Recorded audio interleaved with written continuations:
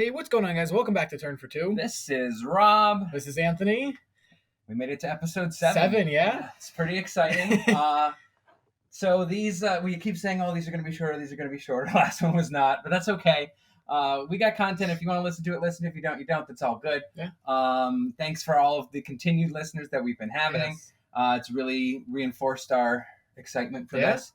So talk about your little Amazon surprise. Oh, yeah. So I got an email this morning when I decided to roll out of bed around 12 o'clock. Woof. I was checking for a text from Rob about what time we were going to record today, and I found something even better. Wow. And I had an email from Amazon saying I was selected for the third wave. There were 3 waves as of now to purchase a box of set 2 at retail. So yeah, that will be happening within the next day. Buying a box of set 2 at retail is a beautiful dream. I'm very happy for you. I'm more happy because I get the draft out of that. Whether I get the cards or not, I don't care. I'm just excited to do some more drafting. This game is so fun to draft. I hope you guys are feeling the same on that. It's been interesting now that we're kind of into set 2. Some new deck ideas have been coming around. Some other decks have been solidified. Some different pieces have been made. But let's first talk about how that affects money. Yeah. We'll do our stonk review. All right, so first up in our stonk review for today, we'll be talking about Beast Tragic Hero, everyone's favorite steel card that was just about probably around 28, 29 when we last talked about it. I think it was 28. Yeah, last week. It is now 30. Lowest listing is 35 with a market price of 38. So remember when we said you should probably buy this card? I hope you bought that card because it has gone up quickly. I see it in a lot of lists. It's very common in Steel Song. I see it in nearly any deck that's running Steel because it's just such a strong draw card. If not, it is definitely smashing something pretty hard at 7. Yeah. It's a really, really, really good card. I'm with you on that. Did you take your own advice? I did not take my own advice. I still need one more. I will get it. It's very good. I have some trade pieces that I'm getting. I'm hoping to do some more drafting. Maybe I can get some. But next card I did pull and draft. We recently did it. Next we got the 1-cost Cinderella Ballroom Sensation. It is lowest listing of 16 with a market price of $16.35. So we got a nice shiny one the other day. Yesterday. 2 days ago now. Was it 2 days? Yeah. Oh, I don't know time. 2 days ago, I opened a shiny one of these in draft. The first one that I've opened in the 70 packs or whatever that I've opened of this set. The first one I saw and it was shiny. I did a big gasp. Everybody thought I had an enchanted. And to me, it was an enchanted because I've been trying to get that card just even in regular rare. So I was happy to get that. But yeah. Next up, $6 is a lot, though. Yeah. So that's continually rising. So anybody wants to trade them to me at 10, come see me. We also Bell's still going down slightly. Bell's at like 11 now. Not shocking. And Beast is maintained. The Green Beast is maintained. Scar Vicious Cheater we said last week was around 17. I think it is now down to 11.34. So that's. Did we say sell? I don't remember. I think I said sell at that price, but I don't know. It's a good card. 11 seems fair. Yeah. I think Mufasa went up $1 or $2. I know you really like that card. Yes, and that went up like $3 actually because that was up 5 or 6 before. Yeah, I think it was 6. Now it's up to 10 effectively. And then the only other things we said we wanted to talk about were Sleepy's Flute went and down Pinocchio to lowest listing of 401, market price of $550 essentially, which it's a good card. Yeah, but aside from one deck, aside from Steel Song, it's not really out there. And Pinocchio went down $1 or $2. Its lowest listing of $620 and market price of $656, which is, I mean, for what it does, it's all right. I feel this is just going to be a $5 card. It's a basic rare, and basic rares eventually shouldn't be much more than $5 because when product is available, they're going to be, rather accessible. So, I anticipate that being around a $5 card. So, I sold all mine. I traded all of mine at like $10, $12, which I'm happy. It's a great card, but I don't use it in anything right now. I think it's got some certain applications, of course. But I think the only other thing there's nothing from set 1 other than the Enchanteds are dropping. Yeah, they're still dropping, which is good. Yes. The only other thing from set 1 was Kitty. Oh no, that's set 2. Oh yeah. So we I did finally obtain my kitten in the mail. I got my Enchanted Namari, And oh god, worth it. It is. It gleams in the sun. I want to look at it again. I'm going to lean over here. Look at that little baby. You can't experience to the sound and excitement in my voice when I just observe this kitten face. And that's a buy, I think, for both of us right now at the 76. And I think that card is going up in value anyway because it's going to maintain the same rarity, and it's just a powerful card. It just hasn't been unlocked yet, and that means that when that goes up, the enchanted goes up significantly. And again, I'm glad that they printed a decent amount of this set, but it's going to likely dry up soon. Again, as I said last time, I hope I'm wrong. Yeah. But we will have to see. So our next section, as we have been trying to get in an order of these things, is meta-analysis. That's right. We discussed the word, and it's going to be meta-analysis because it's hard but not too hard to say, and it's exactly what it is, the meta-analysis. So go ahead. Go ahead. Go ahead. So we're going to be talking about, there was a Pixelborn Constructed tournament online. It had 242 players. We're going to talk about the top 3 decks from that tournament. It was the only big tournament that really happened since we've recorded in the last week. Mm-hmm. Let's do third place. Yeah, I was going to say start from 3. So third place, I got to make sure I get the correct person. This is by Chan Young Ping. Built an Amber Amethyst bounce deck, which is not your typical bounce deck, which is interesting. But to me, it's not Amber Amethyst bounce, it's Amber Amethyst aggro. Yeah. There's nothing in this entire deck that costs more than 4. Which is Matt's dream, as we talked about last week.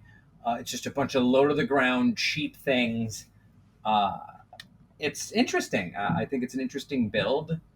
But as I said, I think that Turbo Aggro is coming in. It's going to be a thing. It's coming in hot and hard. What's your thoughts on this? I really like it. I still don't know why people play the LeFou. The reason people play LeFou, which is his name. LeFou, yeah. We say that all the time. This is LeFou Berserker. He's a 1/2. He turns for 2. Bumbler? Yeah. Oh, my bad. Bumbler. Turns for 2. Yeah. That's it. It's a Lilo that costs 2 and is inkable. Has a little bit bigger of a butt. It's just another source of quick lore, which is the whole point of the deck. Right. And the fact that it's inkable, I think, is how it makes the cut. I don't disagree with that card. I actually really like that card. Befuddle's it's there. I think the 4 Befuddle is interesting because the whole point of this is you're going to slap one of these cheap 1 costs down turn 1, ideally. Right. And then somebody's going to have to come up with an answer for your hopefully invariable Simba. Right? Everyone's favorite kitten face. Oh my god, that's a kitten face, all right.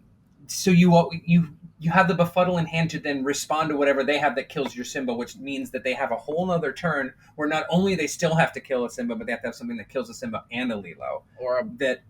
And they're losing a turn out of it. So I was originally not very big on this card, but I think in this deck it makes sense. It makes a lot of sense to just continue your setup. And even if you get it late, you're still bouncing one of their little things that they're using to deal with you while they turn with their big things for lore. Like if they play Pascal, Rob's favorite card. The 4 of Pascal, I don't. I get it. It's hard to target, and it's, again, a source of free stuff. I'm just not super sold on that card, but a lot of people use it, and a lot of people use it against me successfully, so I can't say it's a bad card. Like Matt. 4. He had 3 and then 4. 4 Pascal, and... You couldn't kill a single one of them. I killed one of them. Killed 1. But that's it. I couldn't... I get it. You get 4 of them, that's impressive. You gotta have a lot... That's a lot of different things with evasive that you need to have. So that was third place, and congrats to them. Then second place was that Brousseau. Yes. Yeah. Alex Brousseau made what is called the Alex Brousseau deck, but it's still Sump.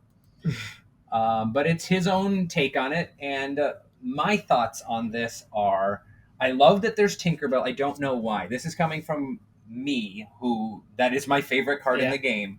Creams every time an enchanted Tink hits the field. Gotta love an enchanted Tink, or 3 of them, of the 4 I need. I just don't see how it fits into this deck. I guess you're killing little threats with it. It's an attacking. I feel like if you're running this build, so this is a build without flutes, so that's the difference. If you are running flutes, then you don't need the aggressive package. Yeah. But I guess since it's not running flutes, it's another. It doesn't take much to convince me to put a Tink in play. Yeah. That's my thought on this. What do you think about this? Yeah, my Steel Song looks similar to this. I only run one Steel Beast because I don't have $35 per beast. Well, you could have had 28 per if you did it on time. I do run both Stitches in my deck. I'm not 100% sold on the Surfer one as much as I love the Surfer Stitch art. I do love the Surfer Stitch. Just because it's very high cost, not shiftable. It's good. It turns for 2. You can draw cards with it, but like especially in this deck, I would rather play Flute over that Stitch. I like the Tink. I don't know if I would run the Tiny Tactician as much as we love that card. I do love Tinkerbell Tiny Tactician for its alliteration. Yes. Because there's only 4, 7, 10, 14 songs. I feel like 20 is what's pretty standard in Seal Song, and I feel like 20 is what really helps you get that deck going. I mean, especially with the flutes, it's helping you gain that lore, and I think I agree with you on that, but I also don't think that they are so much counting as a song build as much as just a solid, Amber Steel package. It's just all the great cards in Amber Steel. And 4 Lantern is a little scary for me. I would always end up with just a bunch of lanterns I can't do anything with. But there's not a very high uninkable count in this. Oh, yeah. I lied. I can't do math. 11. 14. There's also a weird. I'm not used to seeing Steel Song any deck with the Cinderella without running both Cinderellas, at least 2 of the Steel ones. That's true, but she's only running, or they, Alex, presumably he, is running only 2 of the Steel Cinderella. So which is also odd to me. The whole point of that deck, in my opinion, is to just make sure this is in play. And my deck is specifically built to make sure that she's always doing stuff. Right. But again, he has a lot of separate different options in here that can kind of fit different situations, which I like. Right. It's just it is not I guess it's not a Steel Song build. Yeah. It's just a Amber Steel deck that has songs in it. And then you get the aerial package and things like that. Yeah. It's interesting to me, but obviously all of these decks have spoken for themselves. So these are just our opinions. But congratulations to them. And finally, the winner of the 242 player tournament was Michael Ferrante. I hope I'm saying that correct. I'm letting you say the names. I apologize. How am I supposed to know? And also called the Michael Ferrante deck. And his is an amethyst ruby bounce list. Yes. And you were saying, what was your first comment that you said to me about this that you see that's different now? What were you specifically saying? I think I specifically said, it looks like Ursula's getting some play. Yes, I think Ursula's a very interesting play in bounce. Turns for 3 is great. It effectively replaces Elsa in my deck. Yeah. Where Elsa's locking 2 things down so they can't get more. Ursula's getting you a little bit back from their total and also drawing you a card. I think if you're playing a group game, I definitely think Ursula's very good. Absolutely. Each opponent loses a lore. You draw a card for each lore lost that way. Mm-hmm. Great. I would rather play Elsa over this. I think just because being able to exert and then kill. Although they don't run the Scar either, which I'm a little disappointed. I love the Scar. I don't run the Scar either, but I know you love that disappointed Scar. In you as well. Oh, I do think the Elsa comboed with the Scar, being able to exert things and then just kill them right away, feels really cool, good. But that's hard to get all of those pieces in play at once. I like and don't like the dragons in bounce. Getting to 9 is not hard because the whole point is once you get to 5 and 6, you're just controlling the game from there. So then it's just further control. But I feel like what you lose with it or what you're replacing with it may not be the best. Right. But I've been wanting to put it in mine. I just can't fit it in. It just feels too... Yours is also a little different of a build. All of mine are a little different of a build. So the thing that I noticed out of this individual's build is that they have 3 ofs times 2, the 1 cost Olaf and the 1 cost Minnie Mouse. Rob's favorite cards. I love Olaf, but yeah. I mean, they do the same thing. I just don't understand why you need 6 1 cost 1/3s. Technically, well, no, I was going to say the other Minnie's not a 1/3. It's just a better... It is a 1/3. It's just... not a 1 cost. It's an evasive, it turns for 2. That one makes sense to me. Yeah. They do run 3 Teeth and Ambitions, and you would imagine if they're running 3 Teeth and Ambitions, they would want a full package of these, I guess. But I don't... And my only other thing, 1 spell book.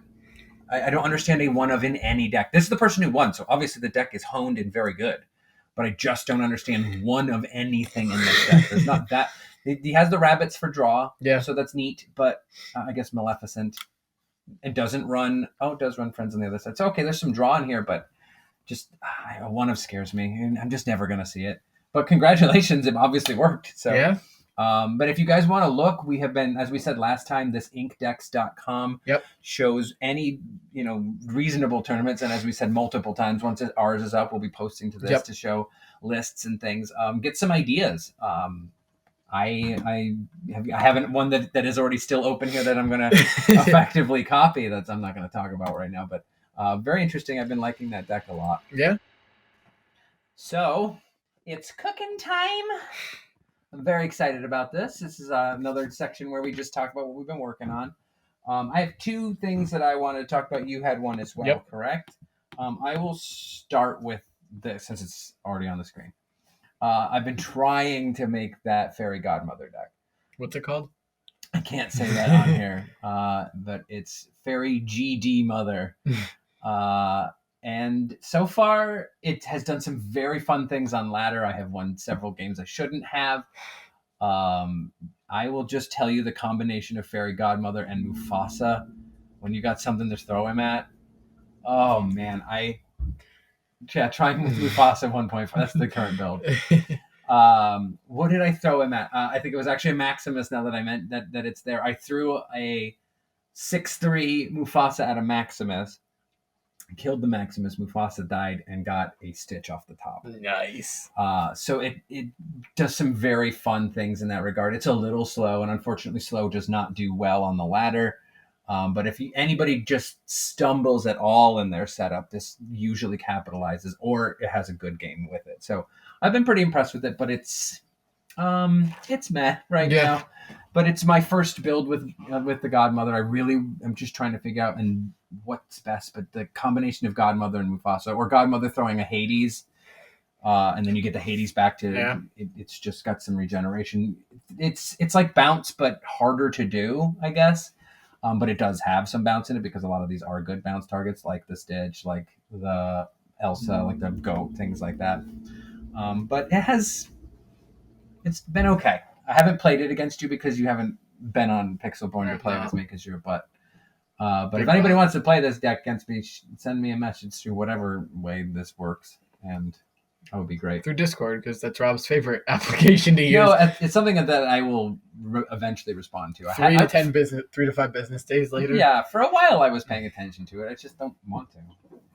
So tell me about your build. Yeah, so I'm working on a Ruby Sapphire deck that I do not have on Dreamborn, or else I'd pull it up.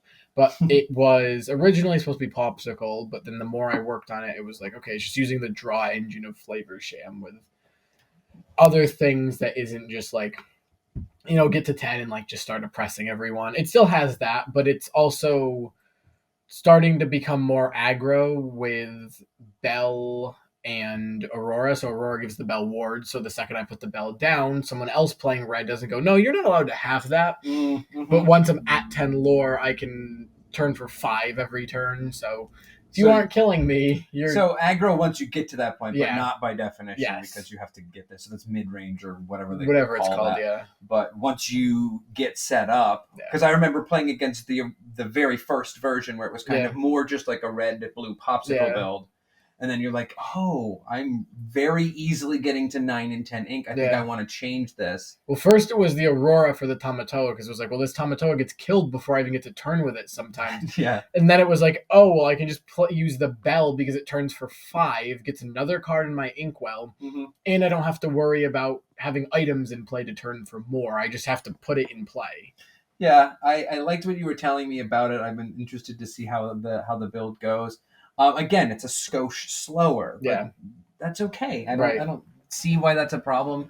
It doesn't have to be the best of the 3 decks that are going to be out there, but I think it can contend with them, and I think that's really important. So I'm excited to see how that build turns out. What was your latest change?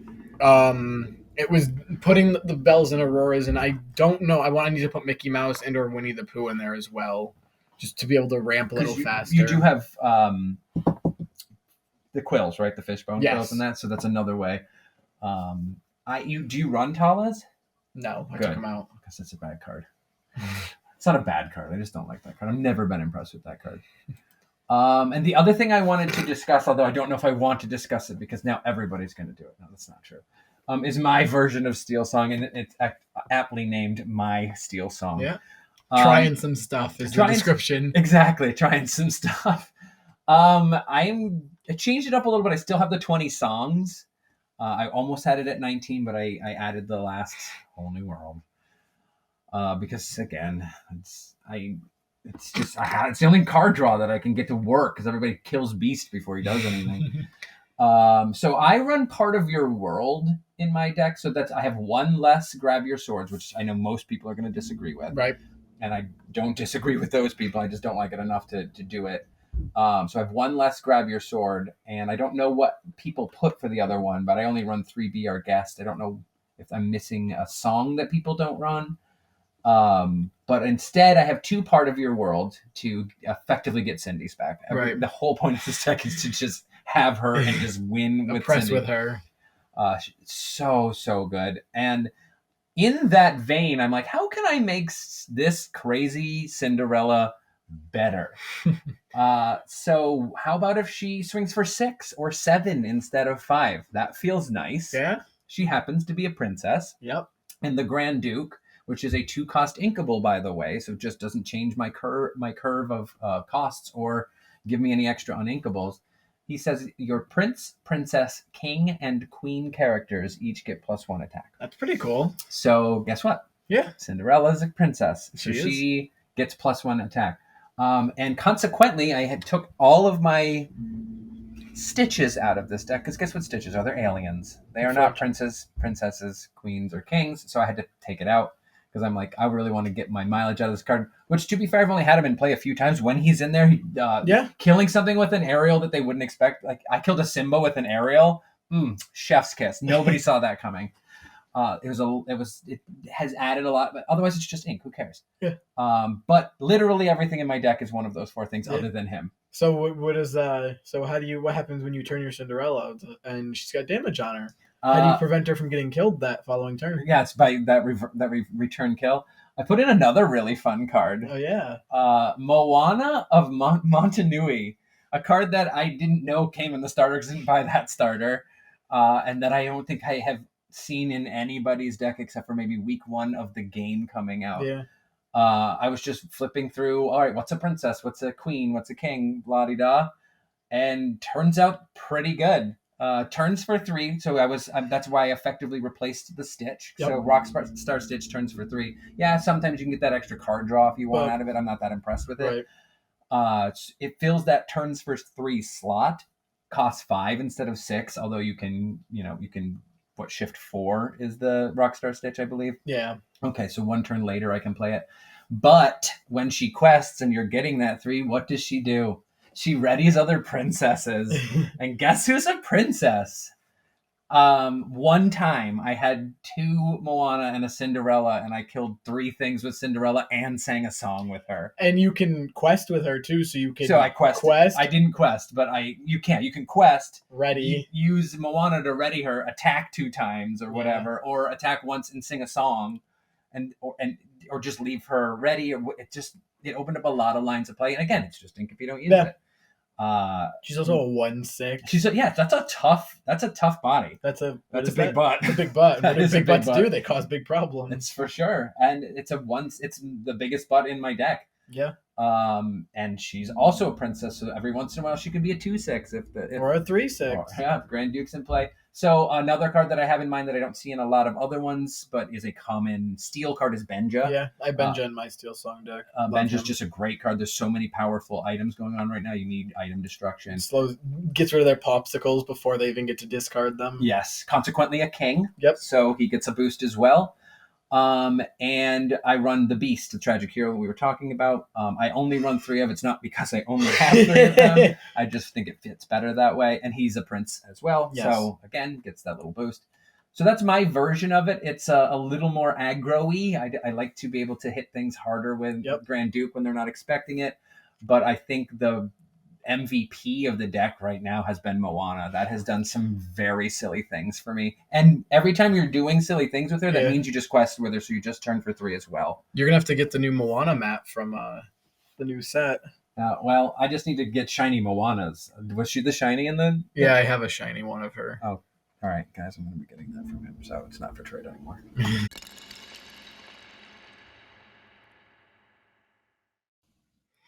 All right, so our topic for today is going to be survival cards, which is mostly curated by Rob over here. Yes. But first, we're going to talk about 2 new cards that have been revealed out of Into the Inklands. So first card up, we have I've Got a Dream from Tangled. It's a 2-cost inkable. Character with 2 or more costs can sing the song for free. Ready chosen character of yours at a location. They can't quest for the rest of this turn. Gain lore equal to that location's lore symbol. So... it's a pretty good card. I mean, being able to ready a character at a location, only at a location, is what makes this card slightly worse. Not worse in the sense of it's not playable, but worse in the sense of if you could just ready a character and gain lore, it's really good.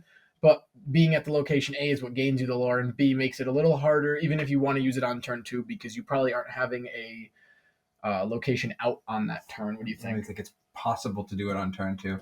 So you'd have to have a location out and a character to move to the location, and even if both cost 1, you wouldn't be able to have that until turn 3 on a 2-cost card. Right. It's Fan the Flames, but situational. Fan the Flames never gets played, but this also gets you lore, so that's a huge distinguishing factor. And it's inkable, so it's a Fan the Flames is also inkable, but it can make its way into. I think that's going to be an important. Yes. Locations-based card, because again, you're getting that, okay, I can attack with something again, or use its ability or whatever I may want to do with it that's not going on a quest. Right. And I'm gaining whatever the lore value is. And if there's like a 2 or 3 lore value location, you can get some pretty significant value out of that. But that remains to be seen if that's a thing. Right. It is a red card. I don't think I mentioned that. You did not mention that, but just what they need, more powerful cards. Yeah. So speaking of things that probably don't need more powerful cards, 6-cost uninkable Mama Odie. It is Amethyst. Voice of Wisdom. She's a 3/6. Turns for 2, which we do like. Listen to your mama now. Whenever this character quests, you may move up to 2 damage counters from chosen character to chosen opposing character. Okay. What's your thought? Being able to move damage is, I think that's the first card. Yep. I'm sure there'll be a couple others in that set if they're starting it now. Yeah. But is the only card as of now that I know that can move damage around, which is pretty significant. Being able to move 2 damage from one of your characters to one of your opponent's characters, especially in a game like this where there aren't really that many cards that have a ton of health. If you have a 2/3 like an Ariel that has 2 damage on it and you move it to kill Lilo or something, that's pretty good. That moving the damage around is very interesting. Yeah. You have to have damage. Right.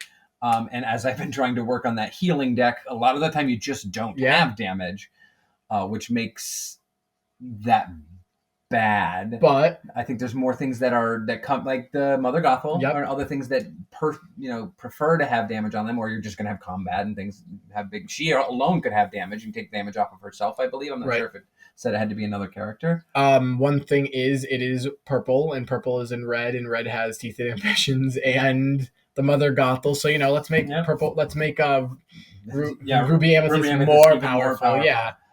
It's a 6-cost uninkable for me. That's not Lady Tremaine. Does not fit in most things.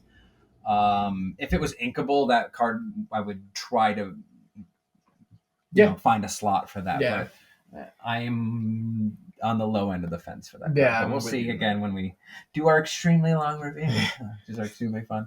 All right, so let's get into survival cards. So my concept of survival cards. Survival cards are a card that you can use on that turn when your opponent drops a character that is active and says go, because all they need to do on their next turn is turn that for the amount of lore to win the game. So that is a survival card for me. So I went through all the cards in the game multiple times, and I didn't say I hit every single one of them, but this is the vast majority, I will admit. And these are all the cards that I found in every single color that could possibly keep your opponent from winning with an active character. If it's an exerted character, you can attack it. So that's that eliminates all of that. Right. A lot of these are super situational, and I will explain why they are or where they rank in that regard. I didn't put them in any sort of order. The only thing I put is if it's a true survival card, which is you draw it, you can do a thing. Yeah. That you are going to be fine for that turn. Right. Other ones, they have to be in play for a certain amount of time and things like that. Well, usually a turn, right? Right. So why I have been having you avoid my beautiful pie graph on Dreamborn.inc is I wanted to get, what color do you think has the most survival cards? Ooh, that's a tough one because I really want to say green because I think green has a lot, but I also think purple. I'm thinking Elsa. I'm gonna say green with purple in second. Okay, you're gonna say green with purple in second. Am I backwards? I'm not. That's the first question. The first question is which one has the most.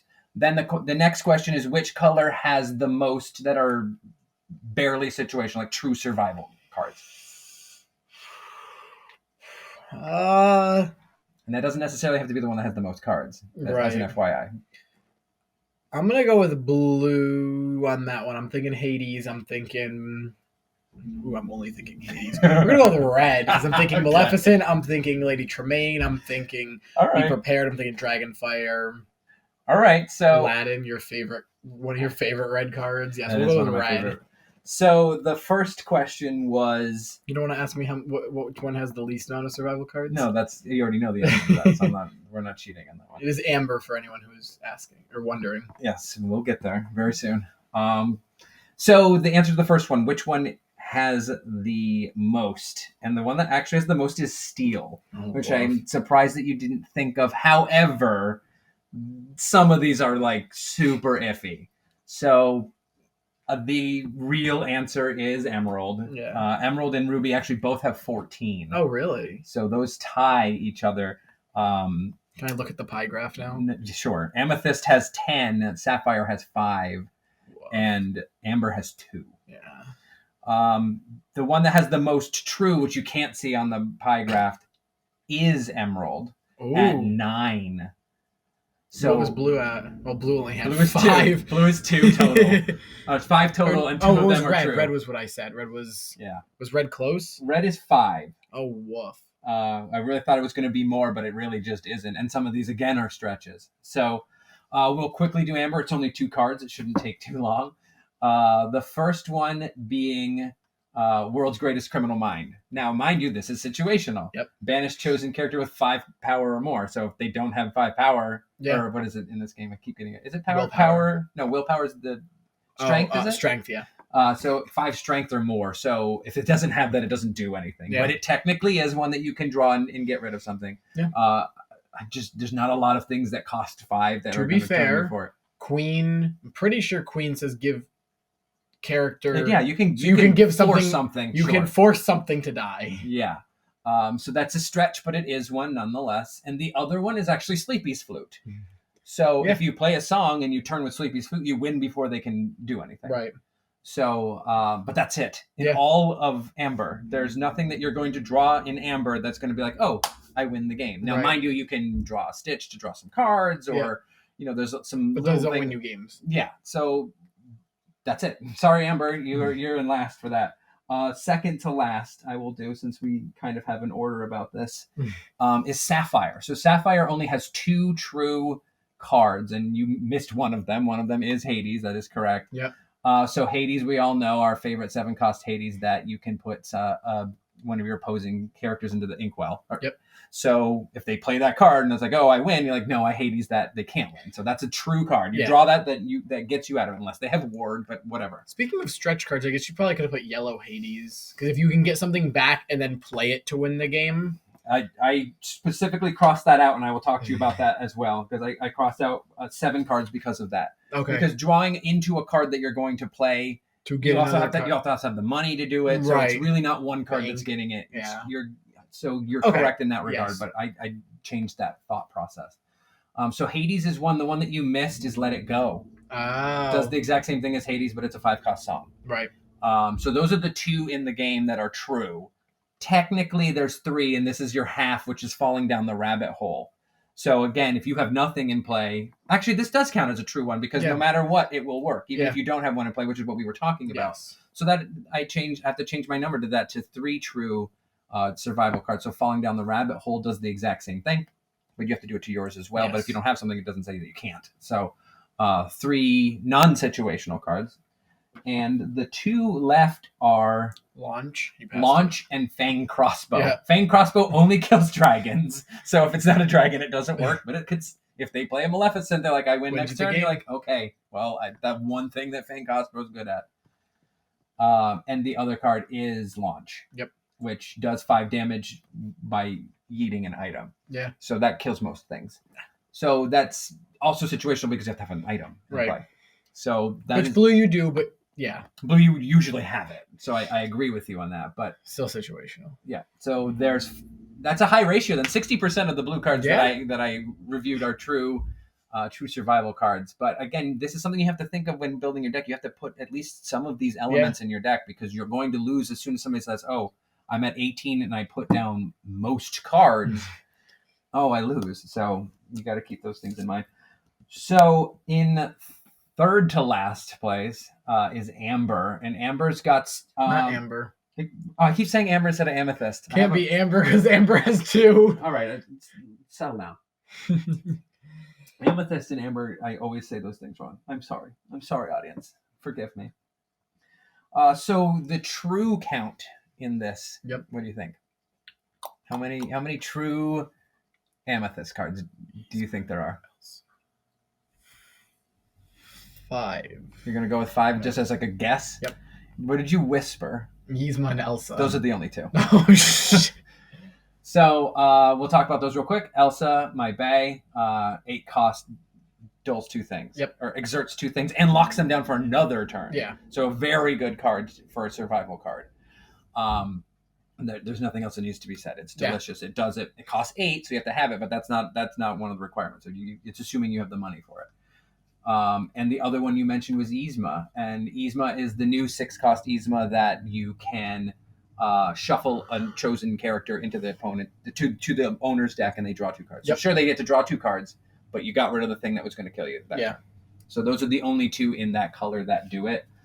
The rest of the cards are situational. It's the wrong Pinocchio. Is it the one that's supposed to exert the character? So there's the 2-cost Pinocchio, not the one that I have on the screen, which is the one that turns for 3. But the one when it comes into play, it exerts a character. So if you can exert that thing that was about to go, then you can attack it with any of your stuff. Right. So that is technically one. Same thing with Elsa. The 3-cost Elsa exerts a character, does the same thing, which I was actually thinking about putting in my balance deck, but it's too slow. So again, that allows you to access a card that they otherwise would have won. Yep. This is a 0.5, but I had to put it in there. The GOAT. I can win you a game if you play it. If you're on 19 and you play the GOAT, you win. Yeah. So that's before they get to win. So that's technically a survival card. And it just gave me another chance to talk about the GOAT. Ursula in the reverse order. If the one that they drop puts them exactly to it, and you drop them by 1, guess what? They're not turning for that amount. Right. That is technically a survival card. I put that one because that was so situational because it has to be by 1. Yeah. But that was the closest other one to getting a nod to, you survive 1 more turn. There's Befuddle, if the thing that they play costs 1 or 2. So that's true. Freeze, I feel like, is a true situation. I mean, it does the same thing as Elsa. It exerts. I guess it doesn't get exerted for a turn. So, right. So it exerts them, then they're. But by the same extension of the Pinocchio coming into play and doing it, this is exerting a character and you can interact with it. Yep. So not a true one by that means. Sorcerer's Spellbook. Diet Goat. Diet Goat. Cost the same as the Goat, essentially. Diet Goat. I like that. The Sorcerer's Spellbook, pay 1, gain a lore. Yep. So if you need 1 more and you gain the lore, you win. So same thing. And then probably the worst card in set 2. Your favorite card, Binding Contract. So exert one of your characters, and exert chosen character. Again, that's just so you can interact with them and knock it out. Such a bad card. It's not great.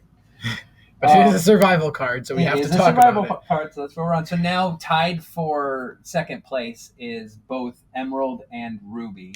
And I'm going to do Ruby first because... I want to bash you on something for a second. Oh. That you don't have Scar in here. He has Rush, and he can ready himself. He can... Okay, but how does Scar interact with a readied character? sounds like a problem. Right. Okay. So that's the whole point. Aladdin also can't. Aladdin loses lore. But only when he kills something. Right. This is situational. The other one's True. The other one is situational by 2 cards. This one is situational in the situation, but it's just the 1 card. It's fair. Scar, as you will see, it was originally on my list right here and got crossed off. Unfortunate. So don't be sad. But be sad because you're wrong.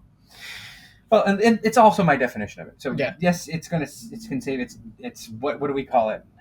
Budget be prepared. Yeah. Even though it costs the same. So how many true cards do you think there are in Ruby? 1, 2, 5. It is 5, actually. And those 5 are, where is it? Our big boy. Oh. Maleficent Dragon. Yep. Okay, plop, dragon, I kill your thing. Yeah, works fine. Tremaine. Lady Tremaine is another one, does the same thing. It's technically better against things than the dragon is, because no matter what it is, it goes. Yep. There's no text on it that can save it, as opposed to ward, which would stop. It's also dragon. cheaper. It's significantly cheaper, but it is uninkable, so there's that. Everybody's favorite card, Be Prepared. Yep. Obviously that works if you just melt the board. By the same extension Dragon for the Dragon Fire does the same thing. And the last card, what do you think the last card is? I want to say... You can even see. I'll tell you what it is. It's Namari. Yeah. So, again, Namari has to have been in play for a turn. Yep. Which is... It's situational in that, but that's not situational enough, because if you have Namari in play, if they play anything that doesn't have ward, you can kill it. Sorry. Yeah. So that Red Namari, yeah. Red Namari. I'm sorry. 4 cost uninkable Red Namari. Which I guess would make sense if we're talking about Ruby anyway. True. And then the remaining cards that are situational. Lady Tremaine, because they have to be. This is the 2 cost, mind you. Right. The 6 cost we already said was one of the true ones. The 2 costs, because when you play this character, each opponent with more lore, so you can't be tied at 19. Yep. And they have to have a character that only turns them for exactly the win. Right. But it does steal the lore, so that gets a bit of a nod there. Exact same thing as Aladdin, but Aladdin can do it if they're not ahead. So right. Aladdin just does it. Yeah. So it's a little bit better. 4 cost Namari, as we said, is a real one. Rapunzel does the same thing that other things do. When you play this character, it loses a lore. But it's a 6 cost uninkable. It's not terrible. I think it's a really good multiplayer card. But again, just losing. All of these are situational because you're going to lose one lore. Same thing with the 7 cost Aladdin. Yeah. When you can attack their thing, then you can switch the lore. They lose 2. So, but they have to have something to attack and. Right. But it still does it. Tangle loses lore. Again, we got a theme here. Teeth and Ambitions, if you have something that you can hit for 2 and the thing that they have is 2, then that is a kill spell. Yeah. So it does work. Most Diabolical Scheme, banish chosen villain of yours to banish chosen character. So you have to have a villain and they have to have something without ward, yeah. But still can work. Poisoned Apple, same thing. Guess what Poisoned Apple kills? Princesses. So yeah. It feels real good poisoned appling a Cinderella. I'll tell you that much. Yeah. Or your entire Steel Song deck. Most of it, yeah. Sword of Truth, same thing. That's for the Neff.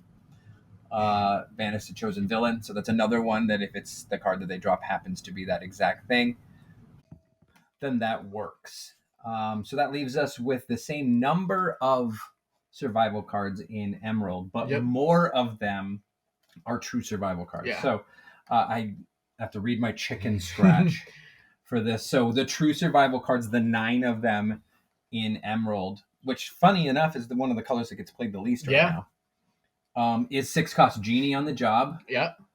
When you play this character, you can return chosen character to their hand. So sorry, get out of there. Yep. You don't get to do anything with it. And you're establishing an invasive 2 turns for 2. So that's a really good survival card.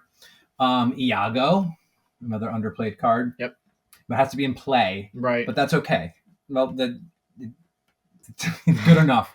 Chosen character gains reckless, so they can't turn for anything. So I'm guessing the next one will be John Silver. That's actually wrong, because then if you look at it, it'd be Jasper. Does the exact same thing. So when you quest with him, it's not okay. Doesn't do the same thing because it doesn't give them reckless. They just can't quest. Right. So it's effectively reckless. I'm not sure really what the difference is. It doesn't have to attack. Reckless, you have to attack if you can. Okay. So you can't quest, but you don't have to attack. Anyway, so Jasper counts. Then it's John Silver. When you play John Silver, it does the same thing. Gains Reckless, so that is a true lockdown. 7 cost Mickey Mouse, which I've never seen in literally anything, is our Floodborn. I'll say it because who knows about it.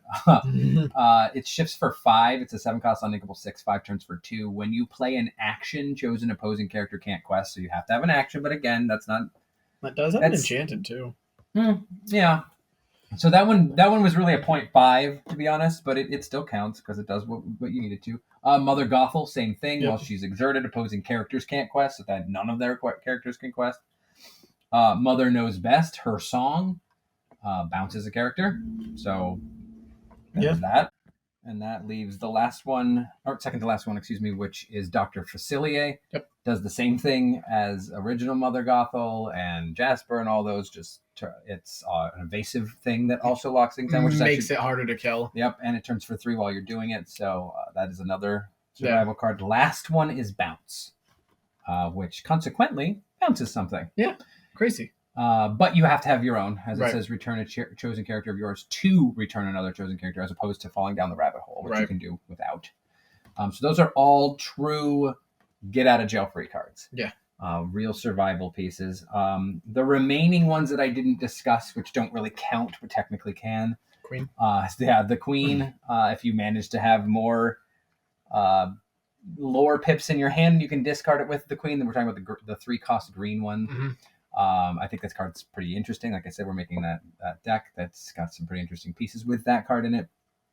So technically, you can win before they can win with it. So there's that. All of these we already did. Beast is Mine is one that I actually is what Beast is here. Now that I'm lazy at reading. That is a true card because it gives Reckless.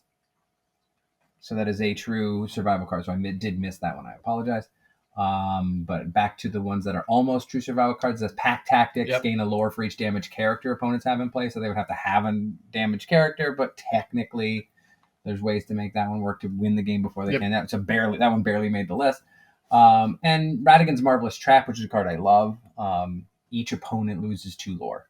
If you banish the item, Right. So if you play the item, you can banish it immediately. Right.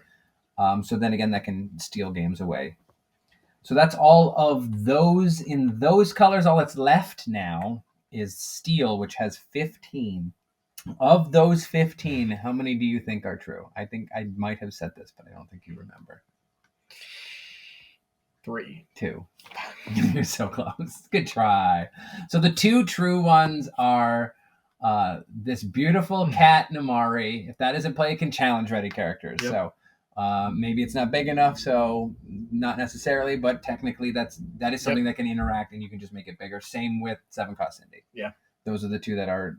Everything else is very situational. To be fair, Cindy has to have a song played first. Right, and this one has to be big enough to kill it, but they are things that truly you can have and do it. But everything else is super situational. So that leaves us with the 4-cost Beast. Deals a damage when it comes in. So if they played a Lilo, guess what? It's dead. Same thing with the Hans. 13th in line. He deals damage when you quest with him. So there, maybe if it was the one damage you needed to get across. Same or thing that with Lilo, Tinkerbell. that one Lilo. Just assuming every single time they're putting a Lilo into play. Tinkerbell does the same thing. If she's in play, she can attack that one thing that would have got them there. Or with Bibbidi Bobbidi Boo, she does it twice. Don't be going there. Fire the cannons for 2 damage. Pick a fight allows you to have a ready character. I was going to say, I feel like that should be an absolute, but you have to have a character in play to do it. Right. But so it requires 2 cards. It's get very, very close. I'm super with you on that. Smash, 3 damage. Maybe that's enough. Let the Storm Rage on, 2 damage. Maybe that's enough. Strength of a Raging Fire. Could be, but you have to have all that. Lots of different damage. Most of the time, this one barely made it as well because if this is, if it's a late game and you're trying to catch up and you have nothing in play and they have one thing, guess what? This is ink. So that doesn't really get there, but it still counts. Grab your sword, same thing. And even more fun, the thing nobody thinks about, Plasma Blaster. I love that card in draft. Really good draft card. Deal 1 damage.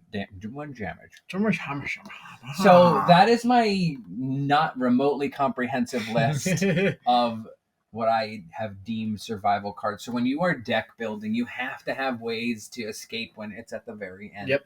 I would. If you're playing Amber, you're screwed. I'm pretty. Well, you're probably playing it with another color. I'm pretty sure that I have several of these in every one of my decks. Yeah. You just need to be able to escape at that last moment if somebody's going to be catching up. Yeah. And if you're super excited about looking about what this list is, it is on Dreamborn.inc, and it's called Rise of the Sump Pump, which literally just went off, and you guys can't hear because there's a pretty significant rainstorm happening here, and every 30-ish seconds that thing has been going off. But we turned the gain down so you guys wouldn't have to experience it likely.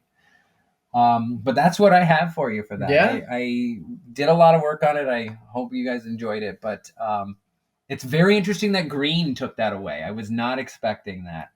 But green has a lot of lockdown. Emerald has a lot of lockdown. And I find it very, very interesting. So the thing we're going to talk about next week. Yes, our Christmas episode. Christmas episode, right. So you have a little surprise for me that you're going to be putting together. We're going to do, what is it? You wanted to do Name That movie. It's Name That Movie, but it's Name That flavor text. Yeah. You're going to pick some, we're going to do 4 stages of difficulty see if I can figure out the flavor text. And I'm not going to cheat and look at flavor text and study the entire week. I promise you that. But to be fair, I have read all the flavor text on every card because I just like to read all the cards and look at all the stuff. So all your favorite cards are should be easy for you. We're going to see if I can get you there. I will be sad if I don't get some of the cards that are in decks because I'm just a turd hard card. And I have another deck. Oh, we actually have the other deck we were talking about that we're going to be... The Emerald. Yeah. Although it's not going to be steel. It seems like we're going to be a different color. But the Emerald Steel deck is a different deck we do want to talk about. So we have a couple other things there. We'll see what other things change. Yeah. Anything else that you had thought of in that regard? Nothing for this week. We'll probably have our box by then. We'll be drafting. You're going to try to be... Oh, we're going to draft that of the box. We could have it actually when shipping. No, it won't. It'll be here between the 27th and the 28th. So after the following. So we'll record, and then a couple days later we'll draft. So 2 weeks. All right. Fair enough. Well, thanks for turning in again. Turning in for 2. Nice. Well done. Thanks, guys. Yes, and we'll catch you on the next one.